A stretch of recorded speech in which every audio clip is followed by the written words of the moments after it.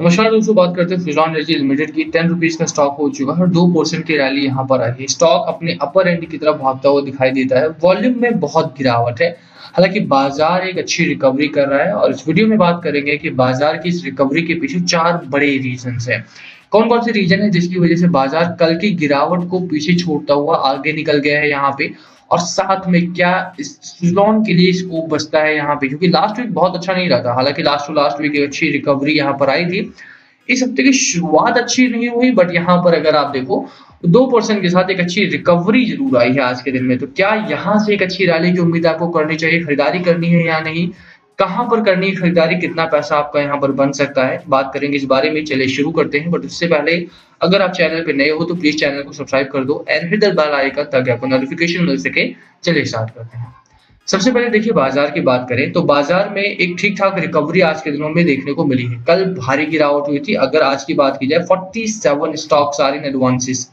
Declines में से 3 stock है। तो सीधी बात है कि बाजार में ना सिर्फ शॉर्ट कवरिंग देखने को मिली, अच्छी खासी बाइंग आई है यहाँ पे, बल्कि बड़ा ब्रेकआउट पैटर्न 16950 का जो था, वहाँ से भी रेजिस्टेंस को ब्रेक करके मार्केट आपका ऊपर निकला है। बहुत अच्छी बात है। शुरुआत एक अच्छी हुई है और मुझे लगता है कि बहुत जल्द अगर जो खबरें हैं आपके सामने वो वैसी टर्न आउट होती हैं जैसी इस समय दिखाई दे रही हैं, तो आपके लिए एक अच्छी खबर बहुत जल्द आएगी। इस समय अगर आप बात करो, देखो कि लोअर एंड पे बाजार जो है आपका एक सपोर्ट लेवल, एक रेजिस्टेंस लेवल फेस कर रहा था अराउंड 16900 के आसपास का, वहां से ब्रेकआउट करके ऊपर निकला है बाजार। तो जो नेक्स्ट लेवल है आपके लिए 17150 तक के लेवल्स आपको जल्द ही देखने को मिल सकते हैं मार्केट में। हालांकि अभी मैं बहुत ज्यादा बेट नहीं करूंगा इस बात पे कि, क्योंकि मार्केट में अभी भी आप देखो कि जो फैक्टर्स आपके लिए पुल डाउन कर रहे थे वो अभी भी हैं वहां पे। हालांकि सुधार जरूर हुआ है उनमें। तो एक-एक करके हम पहले फैक्टर्स की बात करते हैं कि क्या रीजन है जिसकी वजह से हमें इतने अच्छे नंबर्स आज के दिन में देखने को मिले हैं। फर्स्ट ऑफ ऑल बात रशिया की। ठीक है, रशिया की अलोन बात मैं इसलिए कर रहा हूँ क्योंकि रशिया का जो स्टैंड था वो भी इस समय चेंज हुआ है। रशिया का स्टैंड था कि यूक्रेन को एक सरेंडर करना पड़ेगा। अगर यूक्रेन सरेंडर करता है तो फिर रशिया वॉर नहीं करेगा, अदरवाइज रशिया वॉर करेगा और इन्वेड करेगा एंड बहुत हार्म पहुंचाएगा यूक्रेन को। बट अभी के लिए अगर आप बोलो, रशिया ने अपना वॉर जो एक स्टैंड था वो चेंज किया है। नाउ रशिया इज सेइंग कि ठीक है, आपको सरेंडर नहीं करना है, मत करो, बट एक चीज आपको करना पड़ेगा, दैट कि फ्यू कंडीशंस है हमारी। अगर आप फ्यू कंडीशंस को मान लेते हो तो we will not tell you to surrender.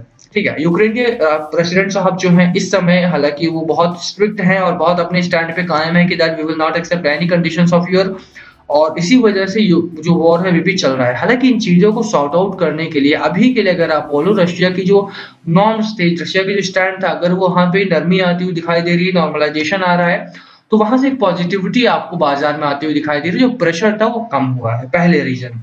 Morning में अगर आपने न्यूज़पेपर वगैरह पढ़ा हो तो आपको ये खबर के बारे में पता होगा। दूसरी बड़ी खबर क्या है भैया? दूसरी बड़ी खबर ये है कि यूएस ने यूक्रेन को बड़ी मदद भेजने का फैसला किया है। यूएस ने बोला कि दैट हम जो है 1.4 बिलियन डॉलर के आसपास फंड इन्फ्यूज करेंगे यूक्रेन के लिए, फंड अलाउ करेंगे। कल के दिन साइनिंग भी हुआ उनका, पूरा उनका जो खुद का बजट था वो भी साइन हुआ, और साथ में 1.4 बिलियन डॉलर के आसपास यूक्रेन के लिए उन्होंने हेल्पिंग फंड के तौर पे निकाल के देने का वायदा किया है।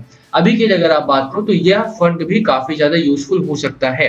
साथ में यही नहीं, जो तीसरी बड़ी खबर आपके लिए आ जाती है वो ये है कि यूएस के प्रेसिडेंट साहब जो हैं, जो बाइडेन साहब, वो अभी यूरोप के दौरे पे हैं। पहली खबर आप मान के चलो कि पहली बार है वो, आफ्टर द इन्वेजन वो नहीं गए। और अगर आप उससे पहले की बात करो, पूरी खबर क्या है भैया कि एक तो वो फंड इन्फ्यूज कर रहे हैं, और ये फंड डायरेक्टली नहीं मिलेगा। फंड मिलेगा आपको कि आप वो आर्म्स के तौर पे भी ले सकते हो, आप हथियार ले सकते हो, आप लोग ले सकते हो, वट एवर यू वांट। ठीक है, तो कुछ भी आपको अगर चाहिए तो हम आपको उसकी तरह से मदद करने को तैयार हैं। डायरेक्टली डायरेक्टली आपके लिए 1.4 बिलियन डॉलर के आसपास है, और डायरेक्टली अगर आप बोलोगे तो हम इसके हथियार भी आपको बेच सकते हैं। तो वो चीजें हैं, और यूक्रेन के लिए ये बड़ा फायदा हो सकता है, क्योंकि यूक्रेन की अभी भी जो 10 स्ट्रॉन्ग सिटीज थी, जो 10 बड़ी सिटीज थी, उस पे कब्जा नहीं कर पाया रशिया। तो कहीं ना कहीं रशिया फेलियर की तरफ है, और ये बात ग्लोबली दिखाई दे रही है। रशिया ने चाइना के सामने हाथ फैला दिए हैं। चाइना, मुझे नहीं लगता कि वो एक्सेप्ट करेगा, क्योंकि इनडायरेक्टली वो लोग बहुत हमला कर सकते हैं, चाइनीज लोग। डायरेक्टली उनकी हिम्मत नहीं है कि वो हेल्प करे, क्योंकि ग्लोबली सभी कंट्रीज की आंखें चाइना के ऊपर है। अगर वो ऐसा करते हैं तो जो सैंक्शन रशिया के ऊपर लगाए गए हैं वही सैंक्शन चाइना के ऊपर भी लगाए जा सकते हैं। इसी वजह से मुझे नहीं लगता कि चाइना यहाँ पर इंटरवीन करेगा, वो भी डायरेक्टली। ठीक है, तो इनडायरेक्टली वो कर सकता है हालांकि, बट डायरेक्टली मुझे नहीं लगता। तीसरी बड़ी खबर की जिसमें बात कर रहा था, US President Joe Biden will make his first visit to Europe since the invasion of Ukraine to discuss the crisis with NATO allies next week. अगले हफ्ते आप देखेंगे कि यूएस प्रेसिडेंट जो बाइडेन साहब जो है वो यूरोप विजिट करेंगे। अभी के लिए अगर आप बात 3 मिलियन लोग वहां तक पहुंच चुके हैं। यूरोप में 3 मिलियन लोग हैं। पोलैंड हो गया आपके लिए, या ब्रिटेन हो गया, ये लोग बहुत हेल्प कर रहे हैं इस समय। जो इंडियन रेफ्यूजी हैं वो भी, जो बाकी कंट्रीज से रेफ्यूजी हैं, जो यूक्रेन के रेफ्यूजी हैं उनकी भी काफी मदद कर रहे हैं। तो मुझे लगता है कि ये भी आपके लिए काफी प्रॉफिटेबल चीज हो सकती है, क्योंकि अगर यूएस प्रेसिडेंट जो बाइडेन साहब नाटो के एलाइज से बात करने जा रहे हैं, नाटो से नहीं, नाटो के एलाइज से, यानी G7 ग्रुप के कंट्री से बात करने जा रहे हैं, अगर वो लोग सपोर्ट करते हैं यूएस का, और यूएस के सपोर्ट कौन नहीं करना चाहता, तो इस केस में मुझे लगता है कि वो लोग यूक्रेन के सपोर्ट में खड़े होंगे और रशिया के ऊपर बड़ा प्रेशर फेस करेगा। तो ये भी बड़ी खबर है आपके लिए। तीसरी चौथी बड़ी खबर है आपके लिए ब्रेड के दाम। ब्रेड के दामों में लगातार एक नरमी देखने को मिली। हालांकि इससे बड़ी खबर ये भी है कि इन्फ्लेशन भी कम होगा आपका और फिस्कल डेफिसिट में भी गिराव देखने को मिलेगा। तो अभी के लिए बाजार में अच्छी खबरें हैं आपके लिए। चारों ही खबरें बहुत अच्छी हैं। मुझे लगता है कि बाजार में जो एक अच्छा चेंजेस देखने को मिले हैं रिसेंटली, उसकी वजह से मार्केट में एक अच्छी रैली आपको बहुत जल्द देखने को मिलेगी और शुरुआत मुझे लगता है यहाँ से हो गई है। पहली चीज। दूसरी ये है कि जब तक 150 के ऊपर बाजार नहीं निकलता तब तक थोड़ा सा कॉशियस रहो। ऐसा नहीं है कि खबरें अभी पॉजिटिव आना स्टार्ट हुई हैं तो यहाँ से सब कुछ अच्छा ही होगा। रशिया रिटेलिएट अभी भी कर सकता है, प्रॉब्लम्स अभी भी बढ़ सकती है। तो मार्केट में एक सडन क्विक गिरावट के लिए भी आपको रेडी रहना है। हालांकि रिकवरी भी यहाँ से चालू हो जाएगी। तो अगर सुलॉन में आप खरीदारी करना चाहते हो, अपर एंड पे आपने बाय कर रखा था और आप काफी लॉस में हो, तो यहाँ से आप रिकवरी के लिए, यहाँ से आप एवरेज करने के लिए जा सकते हो। बिल्कुल एवरेज करो, क्योंकि यहाँ से मार्केट में आपके लिए अच्छी खबरें आना स्टार्ट हो चुकी हैं। पहली बात कि लोअर एंड पे अगर आप बात करो, एक सपोर्ट लेवल आपका 9 रुपए 20 पैसे, 9 रुपए 30 पैसे के आसपास बना हुआ है। टारगेट आपका पहला रजिस्ट्रेशन के तौर पे 12 रुपए का होगा। सेकंड टारगेट भी अराउंड 12 से 14 से 16.5 रुपए के आसपास आप टारगेट लेकर के चल सकते हो। 16.5 के आसपास का मेरा टारगेट यहाँ पर रहेगा।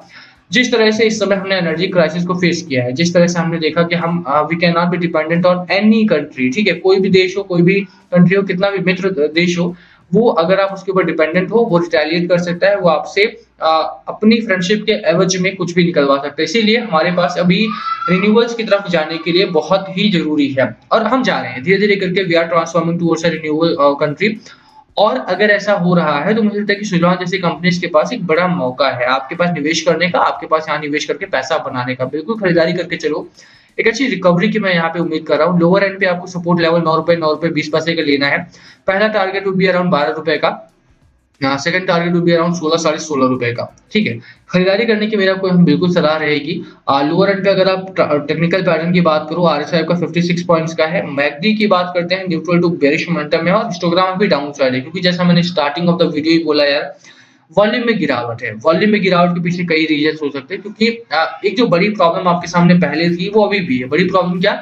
एफआईआई की बिकवाली है। तो ये एकमात्र रेड जोन है जो अभी भी ग्रीन में कन्वर्ट नहीं हो रहा है। तो ये एक बड़ी प्रॉब्लम आगे आने वाले दिनों में रहेगा, जहां पर अगर बाजार में सब कुछ ठीक भी हो जाता है और एफआईआई बिकवाली करते हैं, तो उसके बावजूद भी बाजार आपके लिए थोड़ा सा गिरावट में देखने को मिलेगा, थोड़ा वोलेटाइल रहेगा इन फ्यू सेक्टर्स। हालांकि रिन्यूअल उनमें से एक नहीं होने वाला है, बट फिर भी अभी के लिए आपको मैं बोलूंगा कि थोड़ा खरीदारी करना है, करो, फ्रेश बाइंग करो, गो फॉर इट। अच्छी क्वांटिटी में माल उठाओ, एवरेज करना है एवरेज करो और बने रहो बाजार में। एफआईआई का डेटा बहुत जल्द ट्रांसफॉर्म होगा। जैसे ही वॉर वगैरह खत्म होता है, हम कंट्रोल करेंगे अपना इन्फ्लेशन और वहां से बाजार में आपके लिए अच्छी खबरें आना स्टार्ट होंगी। सुज़लॉन के फंडामेंटल्स ठीक ठाक है। रीच है, एक्सपेंशन करने का फैसला लिया था बिफोर द वॉर सिचुएशन। अभी के लिए वो स्टैंड ऑफ पर है, बट मुझे लगता है कि जैसे ही वॉर वगैरह खत्म होता है, थोड़ी सी चीजें नॉर्मलाइज होती हैं। इंडिया में बहुत सारी चीजें हैं जो होने वाली है, तो बने रहो। सुज़लॉन का या फिर रिन्यूअल का सेकंड फेज ऑफ पीएलआई भी आने वाला है। 14,000 करोड़ रुपए का इन्वेस्टमेंट गवर्नमेंट दोबारा करेगी, तो उससे भी काफी मुनाफा बनेगा। खरीदारी करने की मेरी सलाह रहेगी। बाकी last call must be used. क्या आपकी स्ट्रैटेजी स्टॉक को लेकर प्लीज कमेंट करके शेयर करना। वीडियो को यहीं खत्म करते हैं। पसंद आए तो लाइक करना। चैनल पे नए हो तो सब्सक्राइब किए बिना मत जाना। Thank you for watching and please comment below अगर पूछना हो तो। Thank you.